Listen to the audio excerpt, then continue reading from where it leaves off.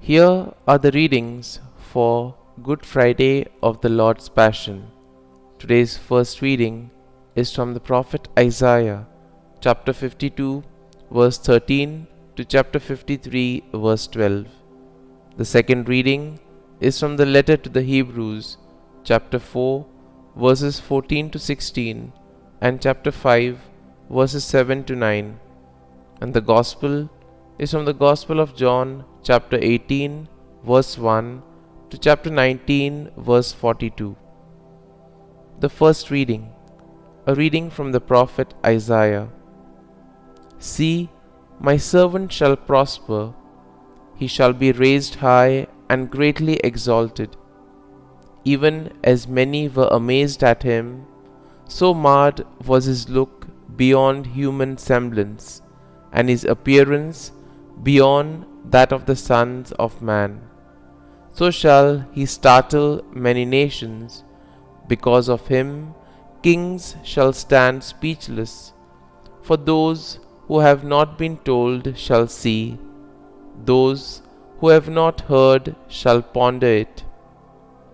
Who would believe what we have heard? To whom has the arm of the Lord been revealed? He grew up like a sapling before him, like a shoot from the parched earth. There was in him no stately bearing to make us look at him, nor appearance that would attract us to him. He was spurned and avoided by people, a man of suffering, accustomed to infirmity, one of those for whom people hide their faces, spurned, and we held him in no esteem. Yet it was our infirmities that he bore, our sufferings that he endured, while we thought of him as stricken, as one smitten by God and afflicted. But he was pierced for our offenses, crushed for our sins. Upon him was the chastisement that makes us whole. By his stripes we were healed. We had all gone astray like sheep, each following his own way. But the Lord laid upon him the guilt of us all. Though he was harshly treated, he submitted and opened not his mouth. Like a lamb led to the slaughter, or a sheep before the shearers, he was silent and opened not his mouth. Oppressed and condemned, he was taken away. And who would have thought any more of his destiny?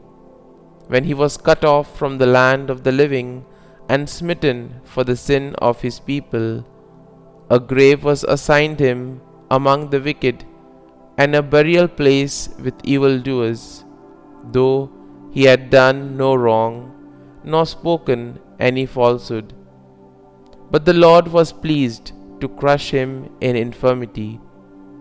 If he gives his life as an offering of sin, he shall see his descendants in a long life, and the will of the Lord shall be accomplished through him. Because of his affliction, he shall see the light in fullness of days. Through his suffering, my servant shall justify many, and their guilt he shall bear. Therefore, I will give him his portion among the great, and he shall divide the spoils with the mighty, because he surrendered himself to death, and was counted among the wicked. And he shall take away the sins of many, and win pardon for their offenses. The word of the Lord. Thanks be to God. Responsorial Psalm. Our response shall be, Father, into your hands I commend my spirit. In you, O Lord, I take refuge. Let me never be put to shame. In your justice rescue me. Into your hands I commend my spirit. You will redeem me, O Lord, O faithful God. Response. Father, into your hands I commend my spirit. For all my foes, I am an object of reproach, a laughing stock to my neighbors, and a dread to my friends. They who see me abroad flee from me. I am forgotten like the unremembered dead.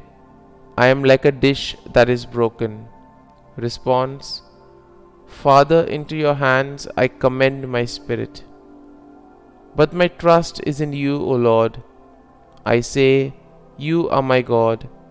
In your hands is my destiny. Rescue me from the clutches of my enemies and my persecutors.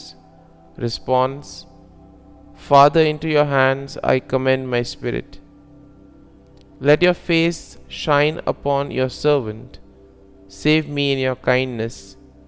Take courage and be stout-hearted, all you who hope in the Lord. Response: Father, into your hands I commend my spirit. A reading from the letter to the Hebrews. Brothers and sisters, since we have a great high priest who has passed through the heavens, Jesus the Son of God, let us hold fast to our confession, for we do not have a high priest who is unable to sympathize with our weaknesses, but one who has similarly been tested in every way, yet without sin. So let us confidently approach the throne of grace to receive mercy and to find grace for timely help. In the days when Christ was in the flesh, he offered prayers and supplications with loud cries and tears to the one who was able to save him from death, and he was heard because of his reverence. Son though he was, he learnt obedience from what he suffered, and when he was made perfect, he became the source of eternal salvation for all who obey. The word of the Lord. Thanks be to God. Gospel acclamation. Glory and praise to you, O Jesus Christ. Christ became obedient to the point of death, even death on a cross. Because of this, God greatly exalted him and bestowed on him the name which is above every other name. Glory and praise to you, O Jesus Christ. The Passion of our Lord Jesus according to St. John. Jesus went out with his disciples across the Kidron Valley to where there was a garden, into which he and his disciples entered. Judas, his betrayer, already knew the place, because Jesus had often met there with his disciples. So Judas got a band of soldiers and guards from the chief priests and the Pharisees, and went there with lanterns, torches, and weapons. Jesus, knowing everything that was going to happen to him, went out and said to them, "Who are you looking for?" They answered him, "Jesus the Nazarene." He said to them, "I am." Judas, his betrayer, was also with them. When he said to them, "I am," they turned away and fell to the ground. So he asked again them, "Who are you looking for?" They said, "Jesus the Nazarene." Jesus answered, "I told you that I am. So if you are looking for me, let these men go." This was to fulfill what he had said, "I have not lost any of those you gave me." Then Simon Peter, who had a sword, drew it and struck the high priest's slave and cut off his right ear.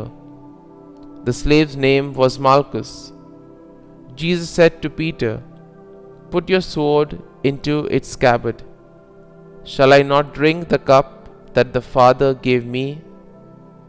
So the band of soldiers, the tribune, and the Jewish guards seized Jesus, bound him, and brought him to Annas first. He was the father-in-law of Caiaphas, who who was high priest that year.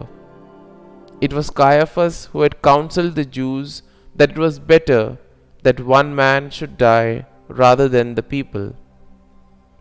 Simon Peter and another disciple followed Jesus. Now the other disciple was known to the high priest, and he entered the courtyard of the high priest with Jesus. But Peter stood at the gate outside. So the other disciple, the acquaintance of the high priest, went out and spoke to the gatekeeper and brought Peter in. Then the maid who was the gatekeeper said to Peter, "You are not one of this man's disciples, are you?" He said, "I am not." Now the slaves and guards were standing around a charcoal fire that they had made because it was cold, and were warming themselves. Peter was also standing there, keeping warm. The high priest questioned Jesus about his disciples and about his doctrine. Jesus answered him, "I have spoken publicly to the world. I have always taught in a synagogue or in the temple area where all the Jews gather, and in secret I have said nothing. Why ask me? Ask those who heard me what I said to them. They know what I said." When he had said this, one of the temple guards standing there struck Jesus and said, "Is this the way you answer the high priest?" Jesus answered him, "If I have spoken wrongly, testify to the wrong. But if I have spoken rightly, why do you strike me?" Then Annas sent him bound to Caiaphas the high priest. Now Simon Peter was standing there keeping warm, and they said to him, "You are not one of his disciples, are you?" He denied it and said, "I am not." One of the slaves of the high priest, a relative of the one whose ear Peter had cut off, said, "Didn't I see you in the garden with him?" Again Peter denied it, and immediately the cock crowed. Then they brought Jesus from Caiaphas to the praetorium. It was morning, and they themselves did not enter the praetorium in order not to be defiled, so that they could eat the Passover. So Pilate came out to them and said, "What charge do you bring against this man?" They answered and said to him, "If he were not a criminal, we would not have handed him over to you." At this Pilate said to them, "Take him yourselves and judge him according to the law." The Jews answered him, "We do not have the right to execute anyone," in order that the word of Jesus might be fulfilled, that he said, indicating the kind of death he would die. So Pilate went back into the praetorium and summoned Jesus and said to him, "Are you the king of the Jews?" Jesus answered, "Do you say this on your own, or have others told you about me?" Pilate answered, "I am not a Jew, am I? Your own nation and the chief priests handed you over to me. What have you done?" Jesus answered, "My kingdom does not belong to this world. If my kingdom did belong to this world, my attendants would be fighting to keep me from being handed over to the Jews. But as it is, my kingdom is not here." So Pilate said to him, "Then you are a king." Jesus answered, "You say I am a king. For this I was born, and for this I came into the world, to testify to the truth. Everyone who belongs to the truth listens to my voice." Pilate said to him, "What is truth?" When he had said this, he again went out to the Jews and said to them, "I find no guilt in him. But you have a custom that I release one prisoner to you at Passover.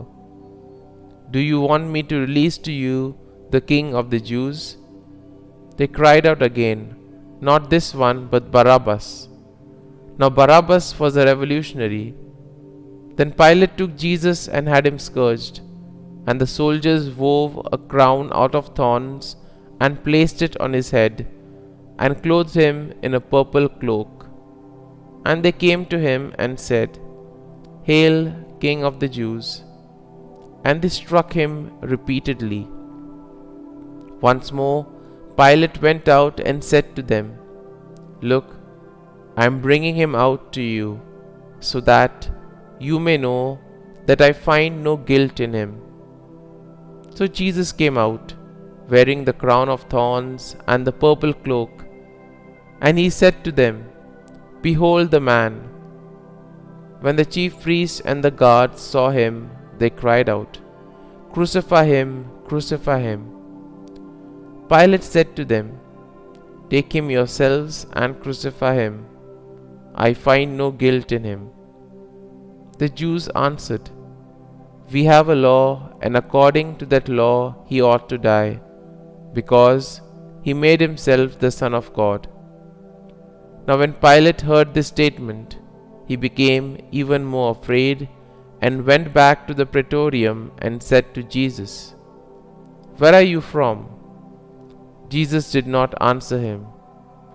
So Pilate said to him, "Do you not speak to me? Do you not know that I have the power to release you, and I have the power to crucify you?" Jesus answered him, "You would have no power over me if it had not been given to you from above. For this reason, the one who handed me over to you has the greater sin." Consequently, Pilate tried to release him, but the Jews cried out, "If you release him, you are not a friend of Caesar. Everyone who makes himself a king opposes Caesar." When Pilate heard these words, he brought Jesus out and seated him on the judge's bench in the place called Stone Pavement, in Hebrew Gabbatha. It was preparation day for Passover, and it was about noon. And he said to the Jews, "Behold your king." They cried out, take him away, crucify him." Pilate said to them, "Shall I crucify your king?" The chief priests answered, "We have no king but Caesar." Then he handed him over to them to be crucified.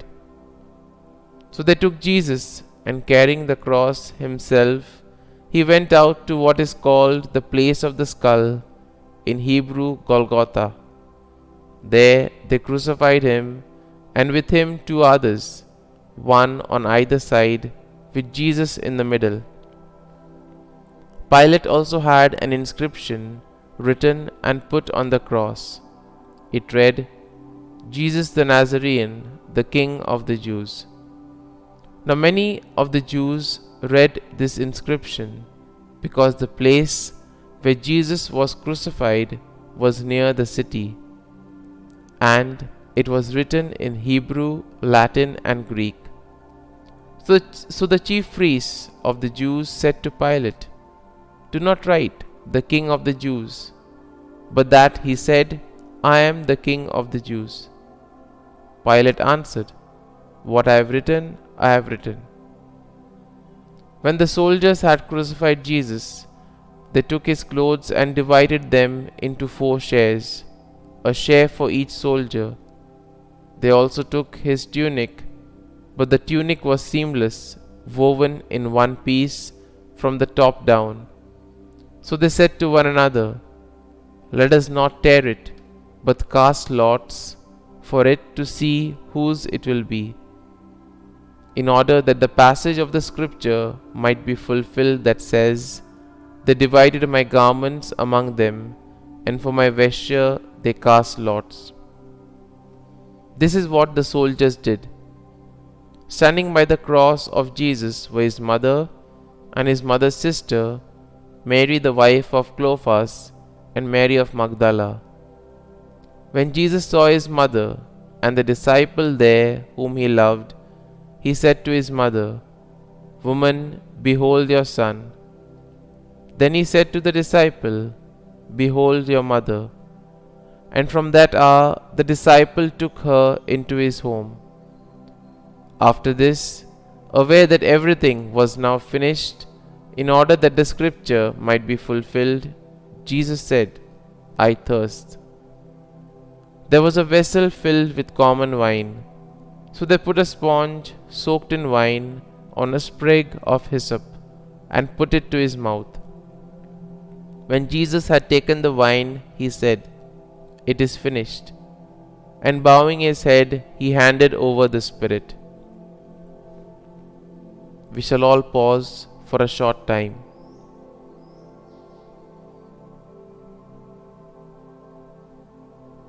Now, since it was preparation day, in order that the bodies might not remain on the cross on the Sabbath, for the Sabbath day of that week was a solemn one, the Jews asked Pilate that their legs be broken and that they be taken down. So the soldiers came and broke the legs of the first and then of the other one who was crucified with Jesus. But when they came to Jesus and saw that he was already dead, they did not break his legs. But one soldier thrust his lance into his side, and immediately blood and water flowed out. An eyewitness has testified, and his testimony is true. He knows that he is speaking the truth, so that you also may come to believe. For this happened so that the scripture passage might be fulfilled, "Not a bone of it will be broken." And again another passage says, "They will look upon him whom they have pierced." After this, Joseph of Arimathea, secretly a disciple of Jesus for fear of the Jews, asked Pilate if he could remove the body of Jesus. And Pilate permitted it. So he came and took his body.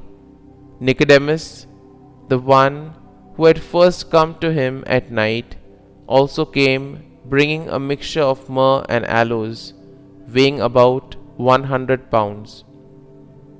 They took the body of Jesus and bound it with burial cloths along with the spices, according to the Jewish burial custom. Now, in the place where he had been crucified, there was a garden, and in the garden a new tomb, in which no one had yet been buried. So they laid Jesus there because of the Jewish preparation day, for the tomb was close by.